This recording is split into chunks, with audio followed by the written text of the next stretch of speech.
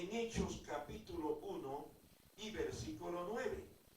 Dice, y habiendo dicho estas cosas, viéndolo ellos, fue alzado.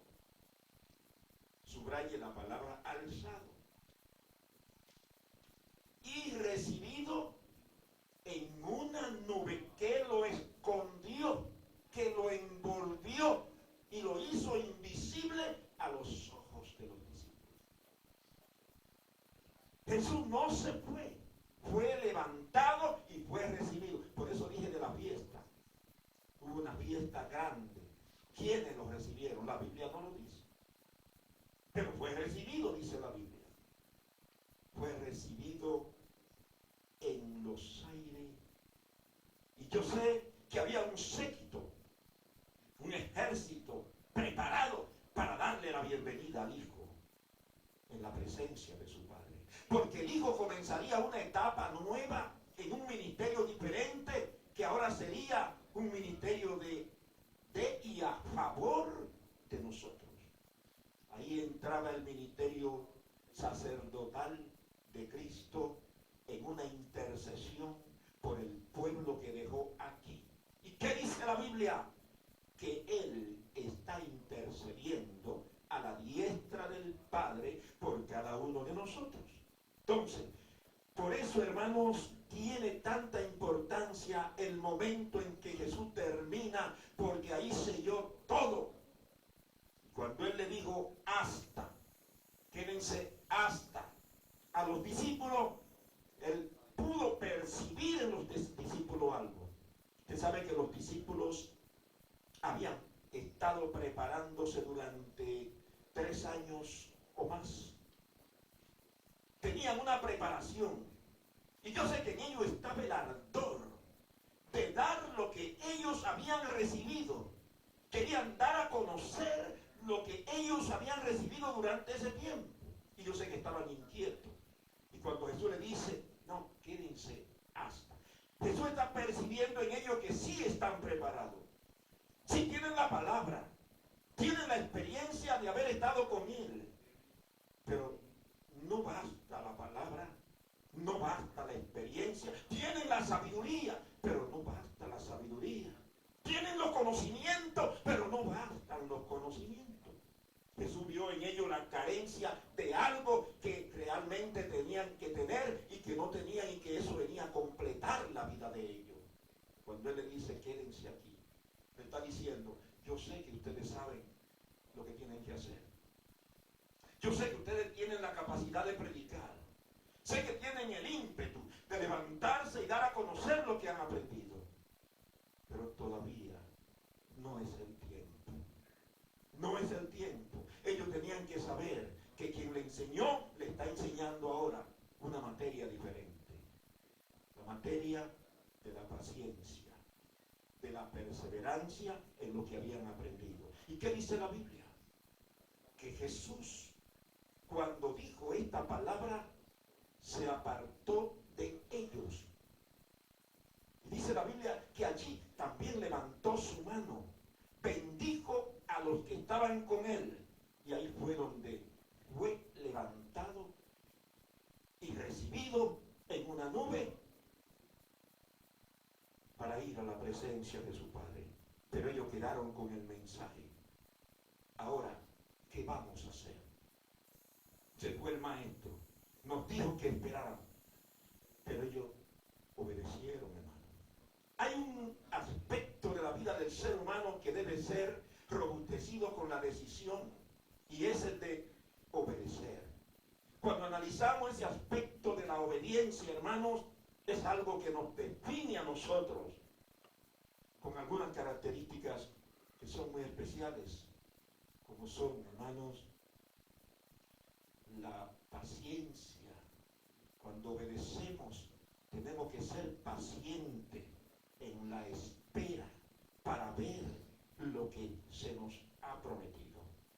Y algo, y un detalle muy importante, es que ellos miraron, vieron, fueron testigos, pero ya ellos habían sido testigos de 10 encuentros que había tenido Jesús después de la resurrección con sus discípulos. Pero ahora ellos son testigos de ver a su maestro cumpliendo lo que le había prometido. Yo me voy, pero ustedes no van a quedar abandonados. Y yo sé que cuando le vieron ir, pensaron, ¿y ahora qué? ¿Dónde está el que nos prometió que iba a estar con nosotros? Y el que le prometió que iba a estar con ellos, ¿sabe dónde estaba? En la espera del hasta, en el lugar y en el tiempo, el que había de descender. Hermanos, los discípulos fueron obedientes, se fueron a la iglesia, se fueron al templo. Y dice la Biblia que allí ellos estaban siempre alabando y glorificando al Señor. Oiga bien, Jesús no solamente tenía personas que estaban ahí con él, unos 12 personas.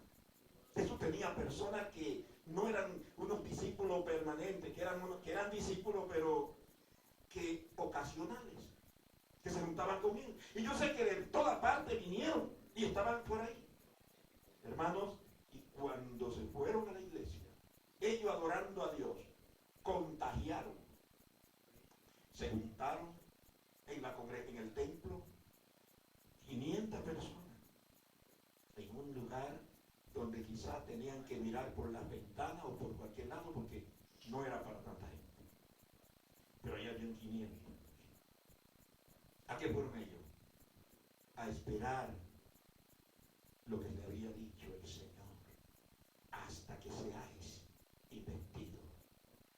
Como siempre, hermano, hay personas que pierden por no ser pacientes, se van y pierden la bendición. Y mucha gente se fueron, no esperaron. Se dice que 380 personas se fueron. Pero hubo 120 que dijeron, yo de aquí no me voy hasta que Dios no me bendiga. Y adoraban a Dios. Y allí estaban, hermanos.